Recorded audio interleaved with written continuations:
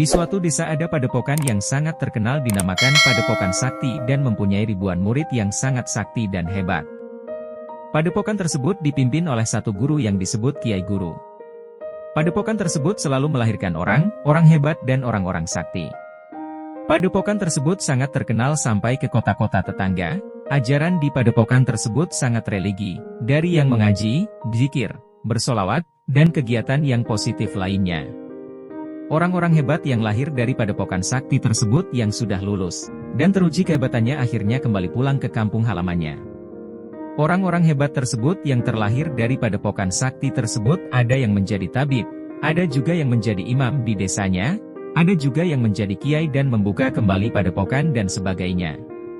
Padepokan sakti itu selalu rampai dan selalu memunculkan orang-orang hebat setiap tahunnya, dan di desa tersebut semua orang sangat hidup damai, aman, tentram, tidak ada perpecahan, tidak ada keributan, saling bersosialisasi dan membantu satu sama lainnya. Pada suatu ketika tepatnya bulan Januari 1999 di desa di mana tempat padepokan sakti tersebut berada. Anak perempuan yang lahir di hari Selasa, dan anak perempuan tersebut terlahir cacat, lalu setelah 1 minggu anak perempuan tersebut meninggal dunia. Sontak semua warga desa kaget dan semua orang di desa merasa ketakutan dan bertanya-tanya apa yang sebenarnya terjadi pada desa kita yang aman, tentram, damai, tiba-tiba menjadi mengerikan. Kejadian ini tidak hanya sekali di mana setiap kelahiran bayi dengan berjenis kelamin perempuan akan terlahir dalam keadaan cacat, dan seminggu setelah kelahiran akan menyebabkan kematian. Kejadian di desa ini terdengar sampai ke telinga kiai di mana kiai tersebut adalah pimpinan dari padepokan Kiai Sakti. Dengan penuh rasa penasaran akhirnya kiai tersebut menghampiri warga yang di mana warga tersebut mengalami hal demikian pada anak wanita kesayangannya yang baru lahir tetapi sudah meninggal dunia setelah selang 1 minggu. Kiai tersebut menanyakan dan berbincang kepada warga tersebut. Apa yang terjadi? Ada apa ini sebenarnya? Ini Pak Kiai, anak perempuan saya telah meninggal setelah kelahirannya. Pertama cacat Kiai, lalu setelah 1 minggu anak saya meninggal dunia tanpa sebab yang pasti, dan ini terjadi sudah ke-10 bayi wanita yang terlahir cacat, dan meninggal dunia setelah 1 minggu. Jadi ini bukan hal kebetulan, pasti ada yang tidak beres Kiai. Tenang, sabar, terus berdoa dan taat kepada Allah, karena kematian rezeki, semua sudah takdir Allah. Kita sebagai manusia hanya bisa berdoa, bertawakal, dan terus meminta perlindungannya agar desa kita aman, dan selalu dalam lindungannya. Kiai tersebut berusaha menenangkan warga, dan kiai tersebut akan coba mencari tahu apa yang sebenarnya terjadi pada desa kita. Lalu, kiai tersebut kembali ke padepokan, dan mengumpulkan beberapa muridnya yang sangat hebat. Setelah semua murid kiai terkumpul barulah kiai tersebut bercerita kepada semua muridnya atas apa yang terjadi di desanya. Lalu, kiai tersebut memerintahkan anak muridnya untuk mencari tahu apa yang sebenarnya terjadi. Kiai memerintahkan kepada anak muridnya yang bernama Bahar. Lalu dengan sangat santai Bahar menerima tugas dari kiai untuk mengetahui apa yang sebenarnya terjadi. Setelah menerima tugas dari Kiai Bahar pun memulai ritualnya, dan berdoa kepada Allah serta sholat malam, puasa, dan zikir, untuk diberikan petunjuk atas apa yang terjadi kepada desanya. Setelah melakukan ritual, dan bersemedi 2 hari 2 malam lamanya Bahar tidak tidur, dan selalu berzikir, dan meminta petunjuk.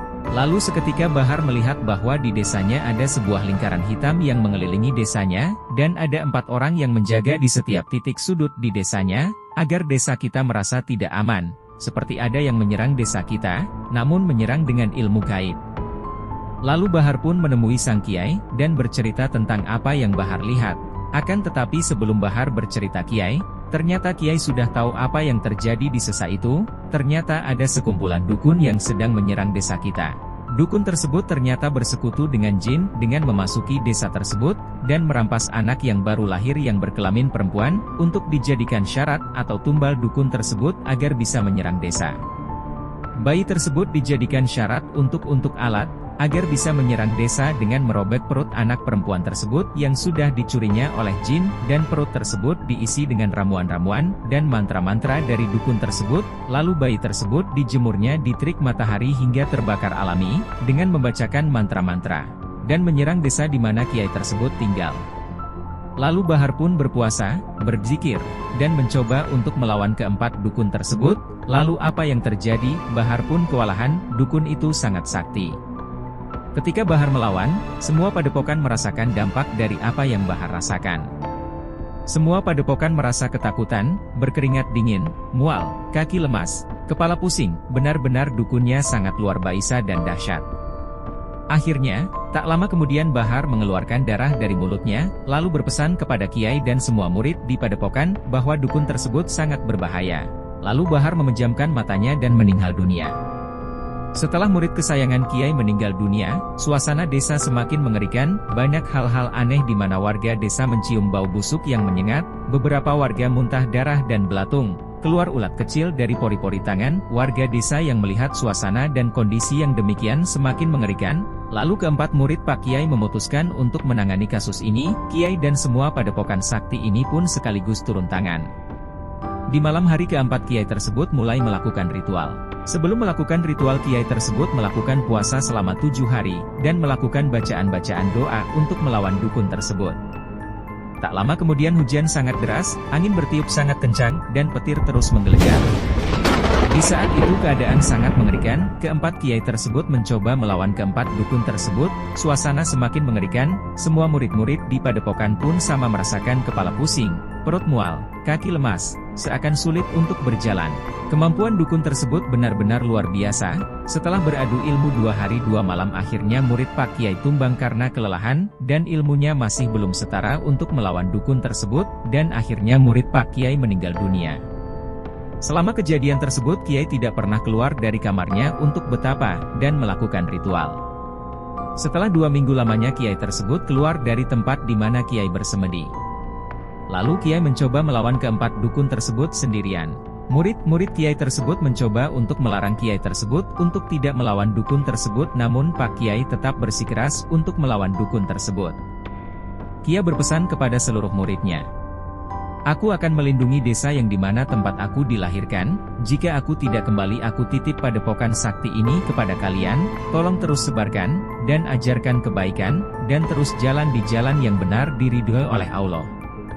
Lalu Kiai tersebut mulai keluar dari padepokannya, dan semua murid Pak Kiai mulai melakukan mengaji, dan berdoa untuk keselamatan Kiai. Kiai perlahan mulai keluar, dan duduk dengan mengangkat kedua tangannya lalu berdoa kepada Allah. Setelah 2 jam lamanya, Kiai duduk perlahan, Kiai mengeluarkan darah dari mulutnya, lalu Kiai bermimpi, dan merasakan seperti badan Kiai terlepas dari badannya, dan terbang ke langit, namun dengan beberapa doa, dan atas izin Allah, Kiai tersebut kembali ke badannya, dan kemudian keempat dukun tersebut terbakar sampai hangus tak tersisa. Pada akhirnya, keempat dukun tersebut berhasil dikalahkan oleh Kiai, dan desa tersebut kembali damai.